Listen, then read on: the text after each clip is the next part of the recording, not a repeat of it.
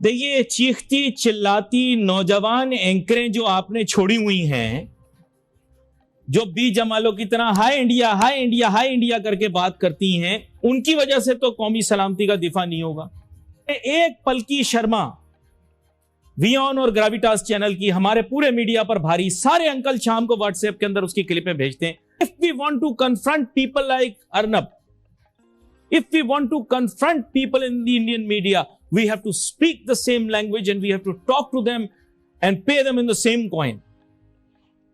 ये मैंने बड़ी गहरी बात की है। जो लोग मजाक समझते हैं उनको इस चीज का पता है कि सोशल मीडिया पर आप जाएं, अब ये इंडिया वालों की नई साजिश है। आप पाकिस्तानी फनी एंकर लिखें, मैं आ जाता हूं। इंडिया वालों, तुम में बहुत बड़ी फनी खराबी है। अगर तुम्हें लग रहा है कि मैं फनी हूं, मैं अपनों को नहीं छोड़ता, तुम्हारे साथ क्या करूंगा खुद राज। तैयार हो जाओ।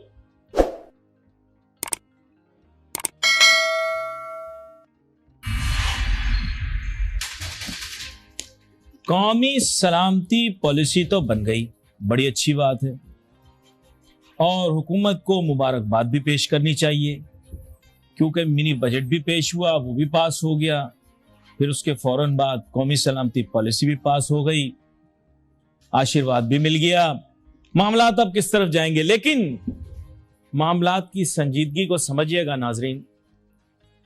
कौमी सलामती पॉलिसी का अहम जुज मीडिया का किरदार और मईशत की कारकर्दगी, दोनों देखे, दोनों बड़ी अहम है। अमेरिका की कौमी सलामती की पॉलिसी, मिनिस्टर फॉर डिफेंस जो हैं परवेज खटक साहब, वो प्रोग्राम देख रहे होंगे, क्योंकि आजकल उनको भी टाइम मिल रहा होगा काफी। तो और वजीर जो दिफा हैं, उनके साथ जो दीगर अफराद उनके दफ्तर में काम करते हैं, सेक्रेटरी दिफा हैं, हमारे मुल्क की अफवाज हैं, उनके सरबराहान के दफातर के अंदर जो लोग बैठे हैं, क्योंकि आपको पता है मैं अकेला वो एंकर हूं जिसका प्रोग्राम जो है वो जीएचक्यू में भी देखा जाता है और पसंद भी किया जाता है। खास तौर पे हसास इदारे प्रोग्राम बहुत ज्यादा पसंदीदगी से देखते हैं। पाकिस्तान के हसास इदारे भी देखते हैं और दीगर ममालिक के भी हसास इदारे बड़े गौर से प्रोग्राम का मुताला करते हैं, क्योंकि ये प्रोग्राम एक थिंक टैंक है। तो आपके सामने जो चीज मैं रखना चाह रहा हूं वो ये है कि कौमी सलामती के दिफा के लिए मीडिया का किरदार बड़ा अहम। देखिए, चीखती चिल्लाती नौजवान एंकरें जो आपने छोड़ी हुई हैं, जो बी जमालों की तरह hi India hi India hi India करके बात करती हैं, उनकी वजह से तो कौमी सलामती का दिफा नहीं होगा। और आमिर लियाकत भाई तो बिग बॉस का हाउस चलाना चाह रहे हैं, वो तो कौमी सलामती का दिफा नहीं करेंगे। तो इस मुल्क के सिर्फ पढ़े लिखे तालीम याफ्ता लोग, जिनकी बात में वजन होगा, चाहे वो मेजबान हो चाहे वो मेहमान हो, वही इस मुल्क का दिफा कर सकते। ये मैं बराह रास्त हूं इस वक्त शहर पिंडी के अंदर बैठे मेरे खास तौर पे देखने वाले भाई, सीनियर्स और ऐसे लोग जिनको देखते ही फौरन सलूट किया जाता है, उनसे मैं मुखातिब हूं। Sir, if we want to fight the 5th generation war against India, we need educated people on media speaking in English.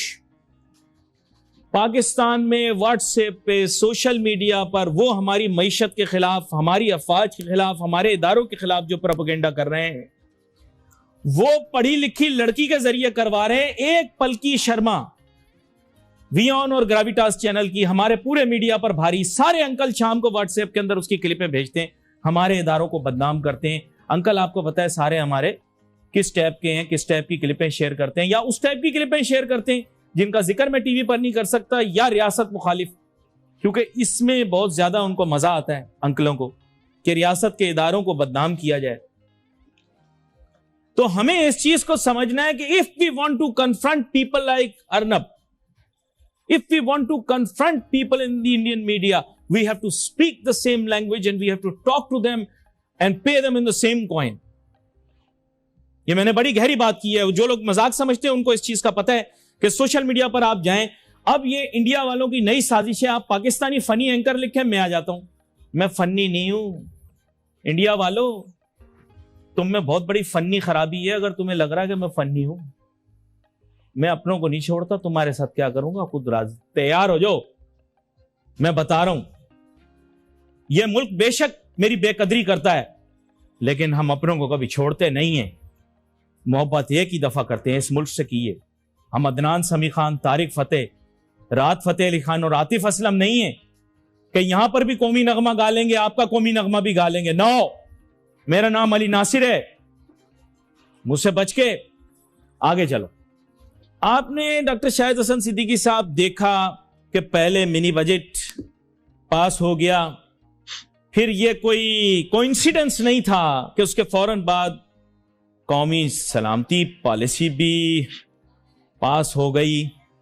خیر یہ بڑی گہری بات ہے، آپ بھی سمجھ گئے، میں بھی سمجھ گیا اور سمجھنے والے بھی سمجھ گئے. لیکن اب قومی سلامتی پالیسی بنائی گئی تو اس میں اہم جز پاکستان کی معاشی خود مختاری بھی ہونی چاہیے. کیا ایسا ملک جہاں کا اپنا مرکزی بینک شتر بے مہار ہوگا اور جہاں پر ان کی معاشی پالیسی بین الاقوامی مالیاتی اداروں کے تابع ہوگی، اور جو ملک اپنی، اگر میں غلط بولوں مجھے اصلاح کیجیے گا، اپنی جی ڈی پی کا ایک بہت بڑا حصہ بیرونی قرضوں کے اندر دینے پر مجبور ہو، ایسے ملک میں قومی سلامتی کا تصور واضح کرنا بہت ضروری ہے. معاشی خود مختاری کا مطلب اور شرح جو ہے اس کو تفصیل سے بیان کرنا بہت ضروری ہے. میں یہ اب آپ پر چھوڑتا ہوں کہ آپ اس کو وضاحت سے سمجھائیے. جی علی ناصر صاحب، آپ نے بڑے اہم نکات اٹھا دیے ہیں. اس کا تعلق بہت ہی بنیادی باتیں آپ نے اٹھائی ہیں. پہلی بات تو یہ ہے کہ میں اس کو واضح کر دینا چاہتا ہوں کہ یہ جو قومی سلامتی پالیسی منظور کی گئی ہے اسی کے ساتھ ضمنی بجٹ لانا، یہ دونوں ایک دوسرے کی ضد ہیں. تو جو ممبران ووٹ دیں گے ذرا ان کو اپنے ضمیر کو تو آواز دے دینی چاہیے کہ ایک طرف وہ عوام کے اوپر ٹیکسوں کا بوجھ ڈال رہے ہیں جس سے مہنگائی بڑھے گی، جس سے معیشت کی شرح نمو سست ہوگی، جس کے روزگار کے مواقع کم میسر آئیں گے، اور جس کے ذریعے یہ یقینی بنا لیا گیا ہے کہ پاکستان آئندہ بھی آئی ایم ایف کے پاس جائے گا. اور پرائم منسٹر نے جو یہ کہا تھا کہ یہ آخری پروگرام ہوگا، ایسی کوئی بات نہیں ہے، یہ یقینی بنا لیا گیا ہے. نمبر ایک کہ آئندہ بھی ہم آئی ایم ایف کے پاس جائیں گے اور آئندہ بھی ان کا ڈکٹیشن لیں گے اور آئندہ بھی ایسے فیصلے کریں گے جو قومی سلامتی سے متصادم ہوں.